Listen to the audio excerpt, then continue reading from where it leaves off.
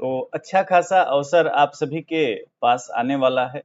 GIC PGT लोक सेवा आयोग उत्तर प्रदेश के द्वारा इसका नोटिफिकेशन जारी किया जाएगा जल्दी। उम्मीद है बाकी जानकारी आप तक अब तक पहुंच ही चुकी होगी कि फॉर्म कब आने की उम्मीद है, एलिजिबिलिटी क्या होती है, वो सारी चीजें साइड की बात होती है। देखो, इससे पहले जो जीआईसी पीजीटी हुआ था उसका पैटर्न क्या था, इस पे थोड़ी सी चर्चा करेंगे। ये उन लोगों के लिए है जो कि पिछली बार एग्जाम में शामिल नहीं हुए थे। इसके अलावा जैसे कि आप ये चाहते हो कि आप ये देखें कि पिछली बार का क्वेश्चन पेपर कैसा था, चाहे वो प्रीलिम्स का हो चाहे वो मुख्य परीक्षा का हो, जिसमें कि आपका सब्जेक्ट जो है वो ऑप्शनल होता था। तो अगर इकोनॉमिक्स के पेपर आपको चाहिए, मोबाइल एप्लीकेशन जिसका लिंक आपको इस वीडियो के डिस्क्रिप्शन में है, वहां से एप्लीकेशन डाउनलोड कर लेना आप। और एप्लीकेशन में जाएंगे तो ना केवल जीआईसी पीजीटी के बल्कि डिफरेंट स्टेट के डिफरेंट एग्जाम के क्वेश्चन पेपर आपको वहां पे बिल्कुल फ्री में अवेलेबल हैं। तो वो पेपर आप डाउनलोड करके अपनी तैयारी को बेहतर कर सकते हैं, क्योंकि आप सभी को पता है कि जब भी आप किसी एग्जाम की तैयारी करते हो, किसी भी एग्जाम को देने वाले होते हो, तो वहां पे दो तीन फैक्टर बहुत इंपॉर्टेंट हो जाते हैं, जैसे कि प्रीवियस ईयर क्वेश्चन पेपर देखना, सिलेबस देखना, और ये सब के साथ ये समझना कि एग्जाम का पैटर्न क्या है ना। अच्छा, जीआईसी मुख्य परीक्षा की बात करें तो पिछली बार जो उसमें शॉर्ट में क्वेश्चन आए, उसमें दो तीन क्वेश्चन ऐसे थे जो बिल्कुल डिफरेंट टाइप के थे, जो आपको ये लगेगा कि ये तो हमारे सिलेबस में है ही नहीं, है ना। तो उस पे भी डिटेल में चर्चा करेंगे। खैर, अगर आप इस चैनल पे नए हैं तो चैनल को सब्सक्राइब करें, क्योंकि यहाँ पे इकोनॉमिक्स से रिलेटेड इंफॉर्मेशन आपको लगातार मिलती रहती है, जो कि हिंदी मीडियम स्टूडेंट्स के लिए सबसे ज्यादा यूजफुल होती है। अब चलिए बात करते हैं जीआईसी पीजीटी का एग्जाम का पैटर्न क्या होता है, कैसे आप बेहतर तैयारी कर सकते हैं, कौन सी बुक है जो आपके लिए हेल्पफुल रहेंगी। सबसे पहले अगर हम बात करें इसमें प्रीलिम्स एग्जाम की, जो आपका प्री एग्जाम होगा, आप सभी को पता होगा, अगर नहीं पता है तो अभी समझ जाएं कि प्री जो होगा आपका, इसमें आपका जो 80 क्वेश्चन आएगा, 80 question related to your subject, it means economics, and 40 question related to general studies. General studies कैसे पढ़ेंगे, ये सभी स्टूडेंट्स के लिए एक बड़ी प्रॉब्लम होती है। और इनके साथ साथ एक ये भी इशू होता है ना, कि यहाँ पे देखो एक मजेदार बात ये है, मजेदार कहो या जो भी कहो आप, तो यहाँ पे निगेटिव मार्किंग है। अब निगेटिव मार्किंग की वजह से ना स्टूडेंट्स एक लिमिटेशंस में बंध जाते हैं। भाई ऐसा तो है नहीं कि जिस एग्जाम में आपको निगेटिव मार्किंग देखने को मिल रही है वहां पे आप सभी क्वेश्चंस अटेम्प्ट करेंगे, ये तो आप भी समझ रहे हैं कि ऐसा संभव नहीं है। तो यहाँ पे बच के सवाल करने होते हैं। अब रही बात जैसे कि प्रीलिम्स की, तो प्रीलिम्स जो एग्जाम होगा, इसमें चीजें आप देख रहे हैं ना, इसमें आपका 120 क्वेश्चन होगा जो कि एमसीक्यू बेस्ड होगा, यानी कि मल्टीपल चॉइस क्वेश्चंस होते हैं।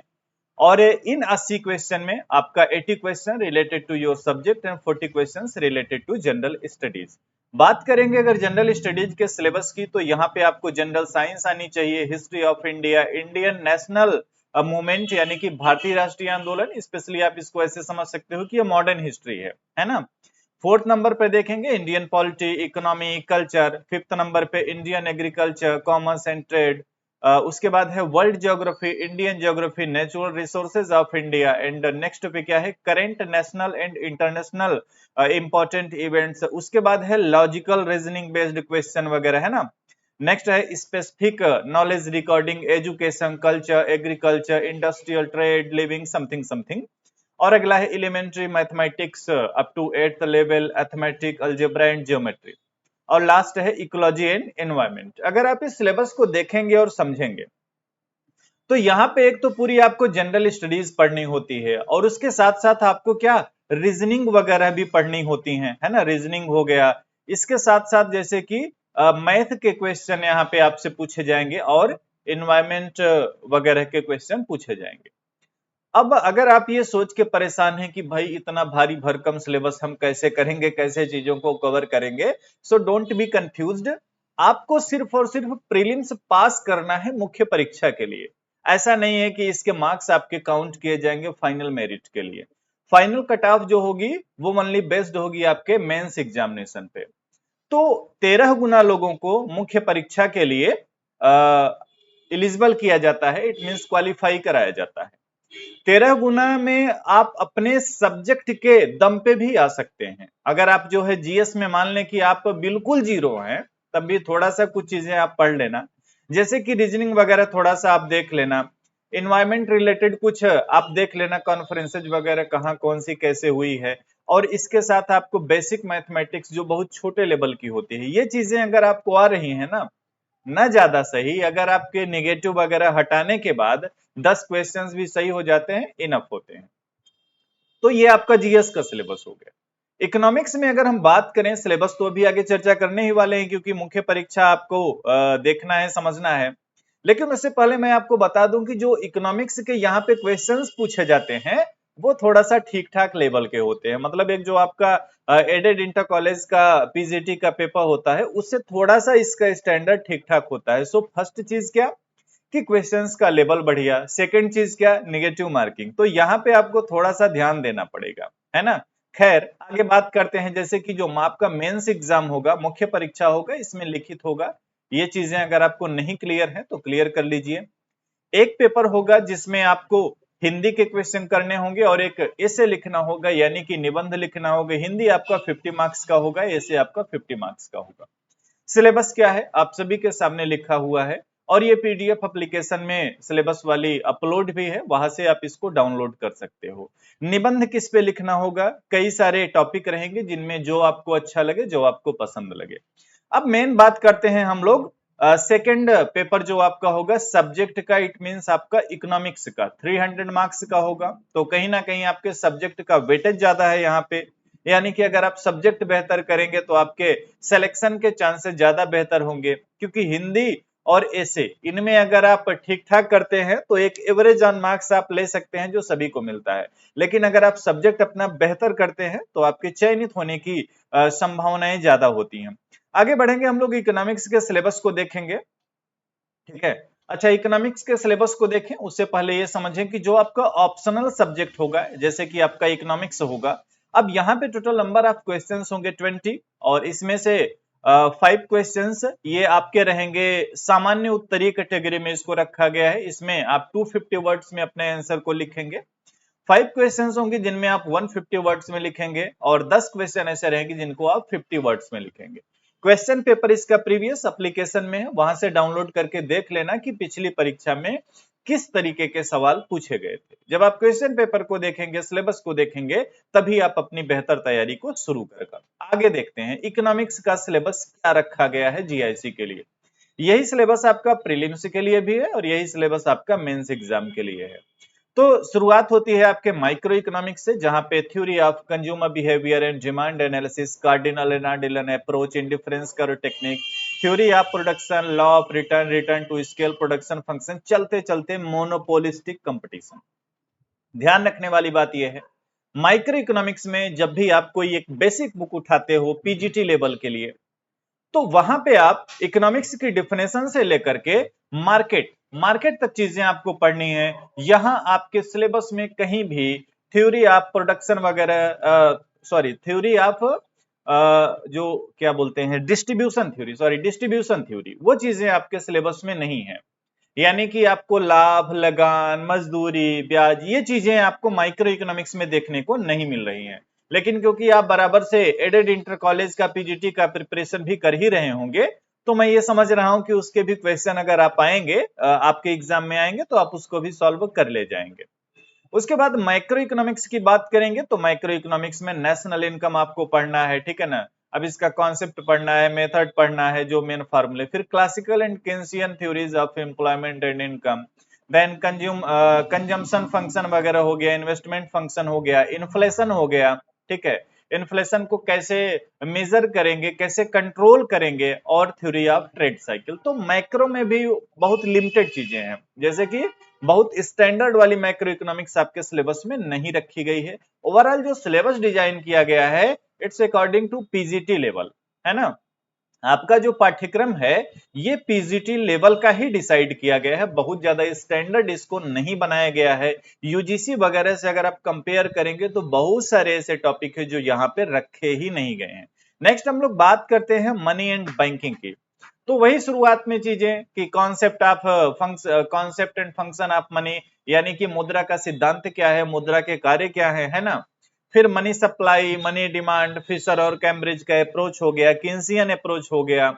उसके बाद सेंट्रल एंड कमर्शियल बैंक, कहने का मतलब यह है कि जो भी एक आप पीजीटी लेवल के लिए जो आप मॉनेटरी इकोनॉमिक्स में पढ़ते हो, वही सारी चीजें यहाँ पे भी पढ़नी है कि क्रेडिट क्रिएशन कैसे करेंगे, क्रेडिट कंट्रोल कैसे करेंगे, ये चीजें आपको क्या मॉनेटरी इकोनॉमिक्स में पढ़नी है।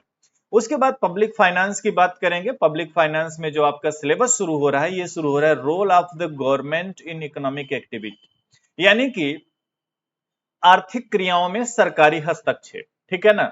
फिर यहाँ पे आपको टैक्सेशन थ्योरी पढ़नी है, ठीक है ना। टैक्सेशन थ्योरी के साथ आपको बजटरी सिस्टम पूरा का पूरा पढ़ना है, structure of budget, deficit of budget, फिर गवर्नमेंट यानी कि सरकार के द्वारा जो हर साल जो है बजट पेश किया जाता है, वो चीजें आपको पढ़नी है। पब्लिक एक्सपेंडिचर थ्योरी पढ़नी है, यानी कि लोक व्यय के सिद्धांत हो गए है ना, लोक ऋण के सिद्धांत पढ़ने हैं, फाइनेंस कमीशन पढ़ना है, राजकोषीय नीति पढ़नी है। तो पब्लिक फाइनेंस का भी सिलेबस लिमिटेड है, ऐसा नहीं है कि बहुत ब्रॉड रखा गया है। आफ्टर दैट इंटरनेशनल ट्रेड की बात करेंगे, तो ट्रेड में भी वही balance trade and balance of payment, it means BOP. BOP आप पढ़ेंगे, फॉरेन एक्सचेंज रेट पढ़ेंगे, परचेजिंग पावर पैरिटी जो थ्योरी है उसको पढ़ेंगे। उसके बाद फिर जैसे जितने भी इंस्टीट्यूशंस हैं like IMF, IBRD, IDA, Asian development bank, WTO, एक चीज अगर आप समझें तो ये जो आपका सिलेबस रखा गया है, ये ऑलमोस्ट वही है जो आपका एडेड इंटर कॉलेज यानी जो माध्यमिक वाला होता है ना, जो अभी शिक्षा सेवा चयन आयोग के द्वारा आपका एग्जाम कराया जाएगा, लगभग उसी तरीके का सिलेबस आपका ये भी है, काफी मिलता जुलता है। सो इंडियन इकोनॉमी में भी मोस्टली वही चीजें पढ़नी है जो आप पढ़ते आए हैं बराबर से। लास्ट यूनिट जो है आपके सिलेबस की, वो है स्टैटिस्टिक्स, और स्टैटिस्टिक्स में भी वही बेसिक चीजें कि सांख्यिकी क्या होती है, इसकी परिभाषा क्या है, फिर माध्य माध्यिका बहुलक क्या है, डाटा कलेक्शन कैसे करेंगे, एनालिसिस कैसे करेंगे, रिप्रेजेंटेशन कैसे करेंगे, ठीक है ना। कोरिलेशन को पढ़ना है, सैंपलिंग को पढ़ना है, इंडेक्स नंबर और टाइम सीरीज। यहाँ पे 2-3 टॉपिक आपके बढ़ा दिए गए हैं जो आपका एडेड इंटर कॉलेज वाला सिलेबस है उसके कंपेयर में। तो ये आपका सिलेबस हो गया। एप्लीकेशन में चाहे आप सिलेबस की बात करेंगे, ठीक है ना, सिलेबस, पीवाईक्यू, सारी चीजें अवेलेबल है। गूगल प्ले स्टोर पे जाना, एप्लीकेशन को डाउनलोड करना, और वहां से फिर क्या आपको चीजें और बेहतर तरीके से समझ में आएंगी कि कैसे आप तैयारी करें। अब जो लास्ट में आपसे बात करने वाला हूं, 2 बातें हैं। एक तो ये है कि आप भाई कौन सी बुक पढ़ेंगे, वो कौन सी बुक हैं जो आपके लिए यूजफुल होंगी, कैसे तैयारी करेंगे, और क्वेश्चन का लेवल कैसा था, चाहे वो प्रीलिम्स एग्जाम की बात करेंगे या हम लोग मेन एग्जाम की बात करेंगे, ठीक है ना। एक मिनट, एक मिनट। हाँ, तो चाहे हम प्रीलिम्स एग्जाम की बात करेंगे या मेन एग्जाम की बात करेंगे, जैसे जो प्री एग्जाम था आपका, है ना, प्री एग्जाम, प्री एग्जाम में जो इकोनॉमिक्स के आपके क्वेश्चंस पूछे गए, आपके एग्जाम में क्वेश्चंस पूछे गए, आप क्वेश्चन पेपर देखना, उनके प्रश्नों का लेवल थोड़ा सा स्टैंडर्ड था। लेकिन अगर आप पीजीटी लेवल की प्रिपरेशन कर रहे हैं, अगर आप पीजीटी लेवल की प्रिपरेशन कर रहे हैं, तो आपको परेशान होने की बिल्कुल भी आवश्यकता नहीं है, और उसी पीजीटी के प्रिपरेशन के आधार पे आप इसके प्री एग्जाम को क्वालिफाई कर जाएंगे, मुश्किल बिल्कुल नहीं होगा, यकीन करिए। जीएस में कुछ चीजें आप पढ़ लेना। जब आप क्वेश्चन पेपर देखोगे 2020-21 वाला जो जीआईसी का एग्जाम हुआ था, तो आपको चीजें समझ में आएंगी कि कहां पे आप फोकस करके जीएस में थोड़ा सा इंप्रूव कर सकते हो। और इकोनॉमिक्स जो अभी भी आप पढ़ रहे हो, जैसे आपका जो पीजीटी एग्जाम होना है माध्यमिक एडेड इंटर कॉलेज वाला, उसके लिए जो भी आप क्वेश्चंस इकोनॉमिक्स के पढ़ रहे हो, वहां से आपका हो जाएगा। फिर हम बात करते हैं मेन एग्जाम के लिए। मेन एग्जाम है ना, मेंस एग्जाम जो आपका, यहाँ पे देखो हिंदी, हिंदी के लिए आप एक तो या तो कहीं से नोट्स वगैरह ले लो, आजकल तो हर जगह अवेलेबल है, जो यूपी पीसीएस मेंस एग्जाम के लिए होती हैं, ठीक है, हिंदी और एसे, है ना, निबंध। तो इनके लिए आप क्या करना है, इनके लिए आप नोट्स का अरेंजमेंट कर लो। अगर आपके पास नोट्स हो जाएंगी तो ये काम आपका बेहतर तरीके से हो जाएगा। और इकोनॉमिक्स के लिए मेन एग्जाम के लिए आप अभी से, अगर आप सच में जीआईसी में सेलेक्ट होना चाहते हो, डेली 2 घंटे की आंसर राइटिंग आपको करनी पड़ेगी। अभी से, है ना। प्रतिदिन आप 2 घंटे लिखने का प्रयास करें। क्वेश्चंस आपको बहुत ज्यादा नहीं ढूंढने पड़ेंगे। जब एक बार आप पेपर देख लेंगे, जैसे कि वहां पे आपसे पूछ लिया कि ब्रॉड मनी क्या है, मान लीजिए 10 नंबर के सवाल में आपसे पूछ लिया ब्रॉड मनी क्या है, तो आप उसको लिखेंगे। इसी तरीके से आप अपने से क्वेश्चन बना सकते हैं कि मनी मल्टीप्लायर क्या है ना। आप लॉन्ग का अपने से क्वेश्चन बना सकते हैं कि उपयोगिता मापन का गणनावाचक दृष्टिकोण क्या था, किस प्रकार तटस्थता वक्र ने उपयोगिता के गणनावाचक सिद्धांत को कमजोर बताते हुए अपने को बेहतर सिद्ध किया। ऐसे आप भी क्वेश्चन बना सकते हो। वित्त आयोग क्या है, राज्यों के विकास में वित्त आयोग की भूमिका के बारे में वर्णन कीजिए। ठीक है, आप बना सकते हो क्वेश्चन। नीति आयोग क्या है, क्या योजना आयोग के समाप्त किए जाने के बाद नीति आयोग उन कार्यों को बेहतर तरीके से कर पा रहा है जिसके लिए इसकी स्थापना की गई थी। तो थिंक लाइक एन इकोनॉमिस्ट, आप खुद सोचेंगे, आप खुद सोचने का प्रयास करिए। बस ये है कि हार्ड वर्क का तो देखो कोई सब्स्टिट्यूट नहीं होता। अगर आपको जीआईसी पास करना है, आपको मेंस एग्जाम को पास करना है, मेंस एग्जाम को क्रैक करना है, तो आपको आंसर राइटिंग करना ही करना पड़ेगा। प्री तो आप पास हो जाएंगे। मैं बार बार कह रहा हूं कि प्री में आपको बहुत ज्यादा परेशान होने की जरूरत नहीं है।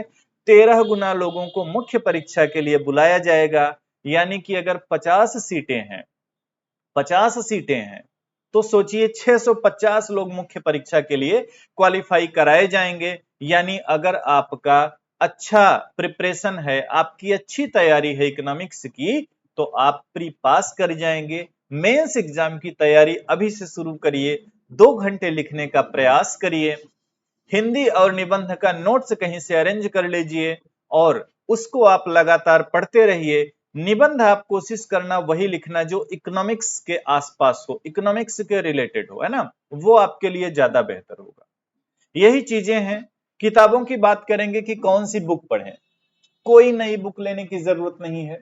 जो किताबें आपके पास पहले से हैं वही पढ़नी है। कुछ भी ऐसा नहीं है कि आप कुछ नया लेंगे, है ना। जो चीजें आपके पास हैं पहले से, उन्हीं किताबों के दम पे आपको सिलेक्शन लेना है। बस मेन मेन क्या है, आंसर राइटिंग शुरू करिए, 2 घंटे लिखना शुरू करिए, आप जीआईसी में जरूर सेलेक्ट होंगे। इसके अलावा भी अगर आपकी कोई क्वेरी है, कमेंट बॉक्स आप सभी के लिए ओपन है। मिलेंगे आपसे नेक्स्ट वीडियो में। धन्यवाद।